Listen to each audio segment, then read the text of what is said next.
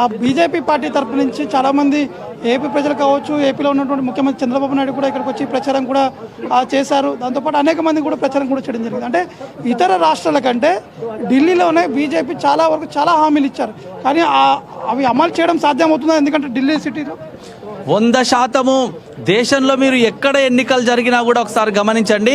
ఎక్కడ ఎన్నికలు జరిగినా భారతీయ జనతా పార్టీ ఇచ్చినటువంటి హామీలను అన్నీ కూడా నెరవేర్చుతూ వచ్చింది.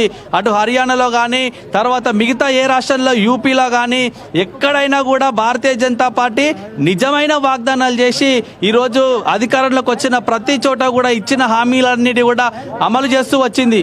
కానీ కాంగ్రెస్ పార్టీ అటు తెలంగాణలో ఇచ్చినటువంటి 6 గ్యారంటీలను 420 హామీలను మర్చిపోయింది. కాబట్టే మళ్ళీ వాళ్ళు వచ్చి ఇక్కడ ప్రచారం చేసిరు. చాలా మంది రేవంత్ రెడ్డితో పాటు చాలా మంది కాంగ్రెస్ నాయకులు ఢిల్లీలో కూడా ప్రచారం చేసిరు. కానీ ప్రజలు వాళ్ళను విశ్వసించలేదు, ప్రజలు వాళ్ళను నమ్మలేదు.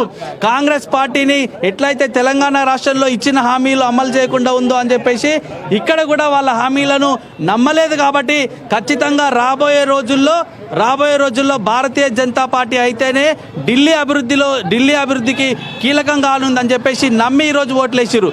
ఈరోజు ఒక విషయాన్ని గమనించండి. ఎవరైతే ఈ అరవింద్ కేజ్రీవాల్ ఉన్నాడో ఆయన గతంలో అన్నా హజారే అవినీతికి వ్యతిరేకంగా చేసినటువంటి ఉద్యమాల్లో పాల్గొని వచ్చిండు.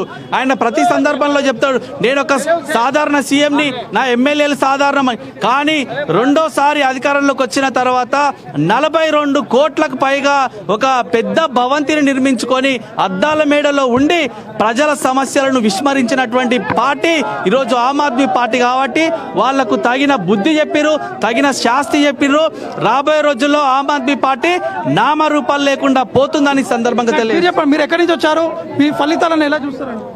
మేము హైదరాబాద్ నుంచి వచ్చాము. ప్రస్తుతం దేశ రాజకీయాలు ఢిల్లీ వైపే చూస్తున్నాయి కాబట్టి మోడీ హవా ప్రపంచవ్యాప్తంగా అన్ని దేశాలు చూస్తున్నాయి. ప్రస్తుతం ఢిల్లీలో ఆపు ఏదైతే ఉందో రెండోసారి కైవసం చేసుకున్న తర్వాత నిరుద్యోగం చాలా పెరిగిపోయింది. స్కీములు మొత్తం స్కాములకే పరిమితమైనవి. లిక్కరు కుంభకోణంలో మేజర్గా చాలా వరకు ఈ పార్టీ పతనానికి అనుకోవచ్చు. జైలుకు అయినా కానీ సింపతి పెరుగుతుందనే ఉద్దేశంతో చాలా వరకు మూడోసారి సీఎం కూడా కావాలని చాలా కలలు కన్నారు.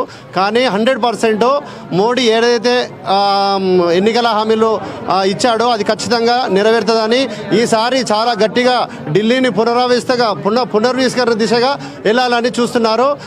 ఆపు ఏదైతే ఉందో చీపుర్లతోటి రోడ్లు ఢిల్లీ మొత్తం ఊడిచేసి ఖచ్చితంగా ఢిల్లీ పీఠాన్ని భారతీయ జనతా పార్టీ ఖచ్చితంగా ఉంటుందని తెలియజేస్తుంది. మొత్తానికి ఇచ్చినటువంటి హామీలని అవన్నీ కూడా ప్రజలు గమనించారు. ఇతర రాష్ట్రాల్లో జరిగినటువంటి అభివృద్ధి సంబంధించినటువంటి విషయాలు కూడా ప్రజలందరూ కూడా వాటిని అబ్జర్వ్ చేసిన తర్వాతనే తమ వైపే ఉన్నారని చెప్పేసి చాలామంది బీజేపీలో ఉన్నటువంటి కార్యకర్తలు కూడా చెప్తున్నారు. ప్రస్తుతం మనం ఇక్కడ చూస్తున్నాం, వీరందరూ కూడా స్వీట్స్ కూడా పంచుతున్నారు. ఇక్కడ వీరందరూ బీజేపీ కార్యకర్తలందరూ కూడా ఇక్కడ చేరుకొని మిఠాయిలు కూడా పంచుతున్నటువంటి ఆ దృశ్యాలు కూడా మనం స్క్రీన్ మీద కూడా చూస్తున్నాము. దాంతోపాటు ఆప్ సంబంధించినటువంటి విషయానికి వస్తే ఆప్లో అతిశీ మినహా మిగతా వారందరూ కూడా ఓటమి పాలైనటువంటి పరిస్థితి నెలకొన్న ప్రస్తుతానికి అన్నా హజారే కూడా ట్వీట్ కూడా చేయడం జరిగింది.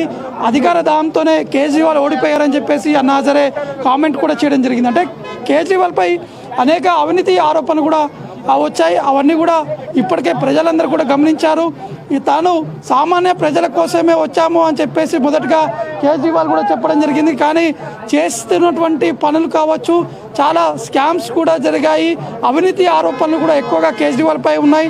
అంటే లిక్కర్ స్కామ్లో ఇటు సీఎంతో పాటు డిప్యూటీ సీఎం కూడా వారు కూడా జైలుకి వెళ్ళినటువంటి సందర్భం నెలకొంది. బెయిల్పై బయటికి కూడా రావడం జరిగింది. అంటే ఇదంతా కూడా ఈ స్కామ్ సంబంధించినటువంటి ఎఫెక్ట్ మాత్రం ఆప్పై స్పష్టంగా పడినట్టు కూడా మనకి స్పష్టంగా అర్థమవుతుంది. రవి.